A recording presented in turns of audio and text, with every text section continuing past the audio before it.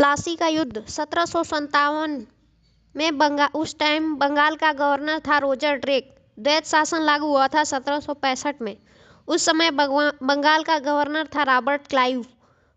बक्सर का युद्ध 1764 में होता है। उस टाइम बंगाल का गवर्नर था वेंसी टार्ट। बंगाल अकाल 1770 में। उस टाइम बंगाल का गवर्नर होता है कर्टियर। प्लासी की लड़ाई में अंग्रेजी सेना का नेतृत्व किसने किया था? Robert Clive. बक्सर के युद्ध में अंग्रेजी सेना का नेतृत्व करने वाला हेक्टर मुनरो। बंगाल का द्वैत शासन कब से कब तक चला था? 1765 से 1772 तक। 1798 में लॉर्ड वेलेस्ली द्वारा प्रस्तावित सहायक संधि को स्वीकार करने वाला सबसे पहला भारतीय शासक हैदराबाद का निजाम। भारत का प्रथम गवर्नर जनरल व वायसराय था लॉर्ड कैनिंग। तीसरे आंग्ल मैसूर युद्ध को रोकने के लिए टीपू सुल्तान ने अंग्रेजों के साथ कौन सी संधि की थी? श्रीरंगपट्टनम की संधि। राजशाही हड़प नीति जब्ती सिद्धांत किसके द्वारा लागू की गई थी? डलहौजी। किस सिख गुरु ने फारसी में जफरनामा लिखा था? गुरु गोविंद सिंह। भारत में डाक व्यवस्था शुरू करने वाला ब्रिटिश गवर्नर जनरल था डलहौजी। ड से डाक और ड से डलहौजी। किस सिख गुरु ने गुरु नानक की जीवनी लिखी थी? गुरु अर्जुन देव। जीवनी अर्जुन देव। सिखों के सैन्य संप्रदाय खालसा पंथ का प्रवर्तन किसने किया? गोविंद सिंह। 1757 में सिराजुद्दौला किसके द्वारा पराजित किया गया? क्लाइव। लॉर्ड वेलेस्ली के साथ सहायक संधि पर हस्ताक्षर किया गया हैदराबाद के निजाम, मैसूर के राजा और अवध के नवाब के द्वारा। सुगौली की संधि 1816 में किसके बीच संपन्न हुई थी? ईस्ट इंडिया कंपनी और नेपाल। टीपू सुल्तान की मृत्यु 1799 में कहाँ हुई थी? श्रीरंगपट्टनम में। और टीपू सुल्तान की राजधानी भी श्रीरंगपट्टनम ही थी।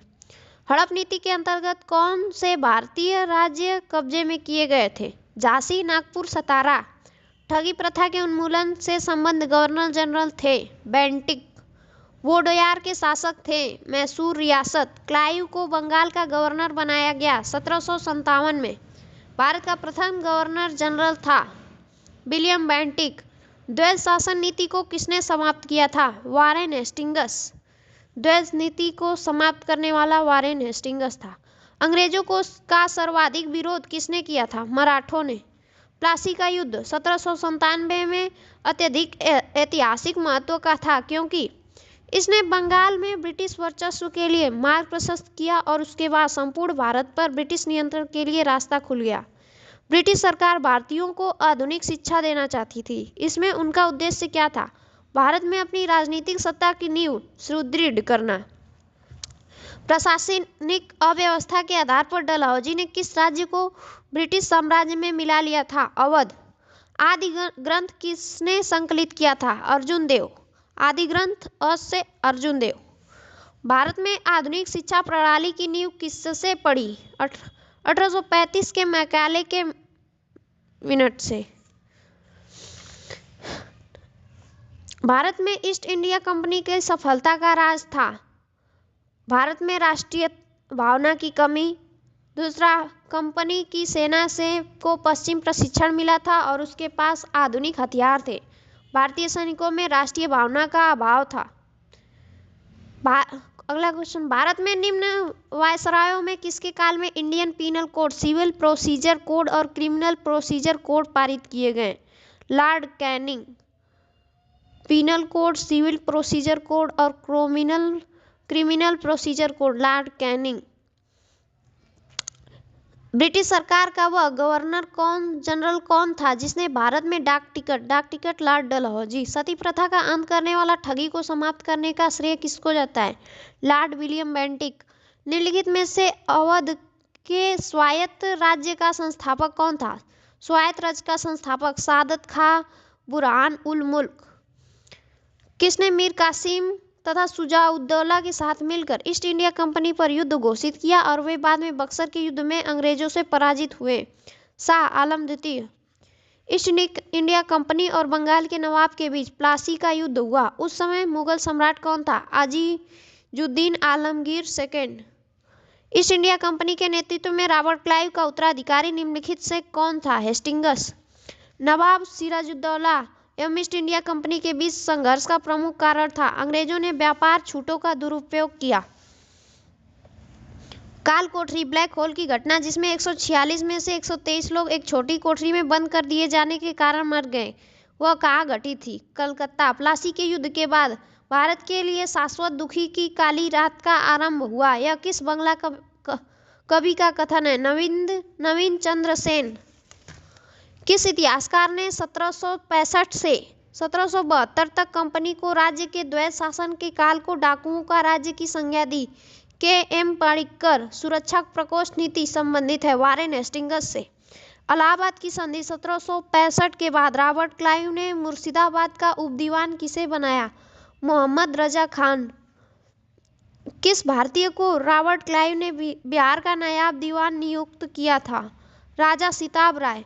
रणजीत सिंह ने सुप्रसिद्ध कोहिनूर हीरा प्राप्त किया था? शाह शुजा से। ब्रिटिश जनरल जिसने हैदर अली को पोर्टो नोवा के युद्ध में हराया? सर आयर कूट। महाराजा रणजीत सिंह के उत्तराधिकारी थे? खड़ग सिंह। लॉर्ड कॉर्नवालिस ने अस्थायी बंदोबस्त का किया था? किस सिख गुरु ने विद्रोही राजकुमार खुसरो की सहायता धन एवं आशीर्वाद से की थी? गुरु अर्जुन देव। सबसे अधिक निर्णायक युद्ध जिसने अंग्रेजों को भारत में प्रभुत्व को संस्थापित कर दिया था? बक्सर का युद्ध। 1 नवंबर 1858 को महारानी विक्टोरिया का घोषणा पत्र इलाहाबाद में पढ़कर सुनाया था? Lord Canning. रणजीत सिंह किस मिसल से संबंधित थे? शुकरचकिया। तथाकथित कुशासन के आधार पर किस गवर्नर जनरल ने मैसूर राज्य के प्रशासन को लिया था? Lord William Bentinck. किसने अपनी राजधानी मुर्शिदाबाद से मुंगेर स्थानांतरित की थी? मीर कासिम। किसकी समाधि के कारण नंदेड़ गुरुद्वारा सिखों द्वारा पवित्र माना जाता था? गुरु गोविंद सिंह। बक्सर के युद्ध 1764 के समय दिल्ली का शासक कौन था? शाह आलम द्वितीय। टीपू सुल्तान अंग्रेजों के साथ युद्ध में कब मारे गए थे? 1799। किसके शासन में ब्लैक होल की घटना घटित हुई थी? सिराजुद्दौला। सिखों के अंतिम गुरु थे गोविंद सिंह। कौन सा युद्ध था जिसने भारत में ब्रिटिश प्रभुत्व को प्रारंभ किया था? प्लासी। डीडी गुल नाम है तमिलनाडु में एक नगर का। बंगाल के किस गवर्नर के समय सरकारी खजाना मुर्शिदाबाद से कलकत्ता स्थानांतरित किया गया? Warren Hastings. किस अधिनियम के तहत वारेन हेस्टिंग्स बंगाल के प्रथम गवर्नर जनरल बनाए गए? 1773 का रेगुलेटिंग एक्ट। किसके समय कलकत्ता में प्रथम न्यायालय की स्थापना की गई? Warren Hastings. बंगाल के किस गवर्नर के जन रैपिड्स इंडिया एक्ट 1784 पारित किया गया? Warren Hastings.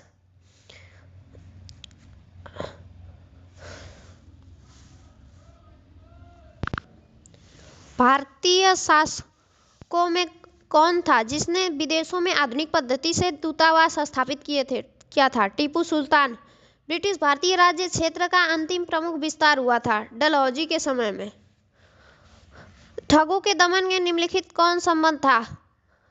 Colonel Sleeman. ठगों का दमन कर्नल स्लीमैन।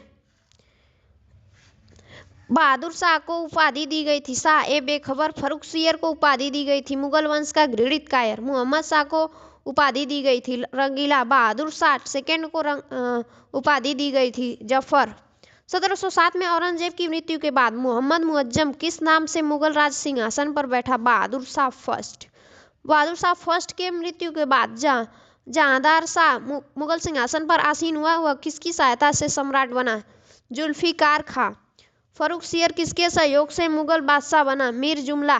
नृप निर्माता किंग मेकर के रूप में किसे जाना जाता है? सैयद बंधु।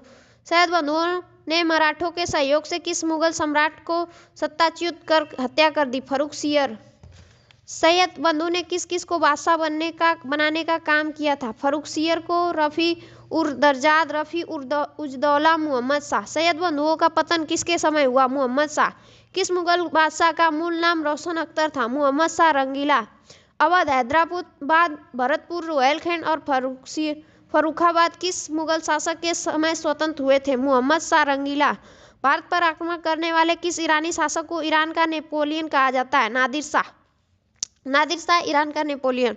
अहमद शाह अब्दाली के प्रथम आक्रमण के समय किस मुगल सम्राट समय मुगल सम्राट कौन था? मोहम्मद शाह रंगीला। अहमद शाह अब्दाली के समय कुल 7 बार आक्रमण किए थे, जिसमें सर्वाधिक 3 बार आक्रमण किस मुगल शासक के समय हुआ था? शाह आलम द्वितीय।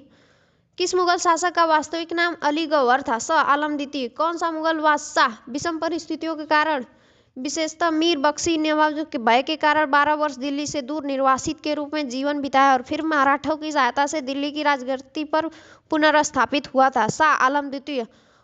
कौन मुगल बादशाह का एक बड़ा शायर था जिसके अपने आखिरी समय में हकाया से विख्यात है? कितना है बदनसीब जफर के दफन के लिए 2 गज जमीन भी न मिली यार में? बहादुर शाह सेकंड। अंग्रेजों का पेशनर बनने वाला प्रथम मुगल बादशाह था? शाह आलम द्वितीय। किस राज्य के शासक नवाब वजीर कहलाते थे? अवध के नवाब। किसे ने ग्रामीण जाटों को एक सैनिक शक्ति के रूप में संगठित किया? चूड़ामन चूड़ामणि। किसे जाटों का अफलातून एवं जाटों का आदरणीय विद्वान कहा जाता है? सूरजमल को। मुर्शिद कुली जाफर खां को बंगाल 1717 तथा उड़ीसा 1719 को सूबेदारी किस मुगल बादशाह से मिली? फर्रुखसियर। किसने मुर्शिदाबाद की स्थापना की तथा उसे ढाका के स्थान पर बंगाल की राजधानी बनाई? मुर्शिद कुली जाफर खां। बंगाल के शासक मुर्शिद कुली जाफर खां एवं ईस्ट इंडिया कंपनी के बीच विवाद प्रमुख कारण था? मुगल बादशाह फर्रुखसियर द्वारा 1717 में जारी फरमान की मुर्शिद अली जाफर खां एवं ब्रिटिश कंपनी द्वारा अलग अलग व्याख्या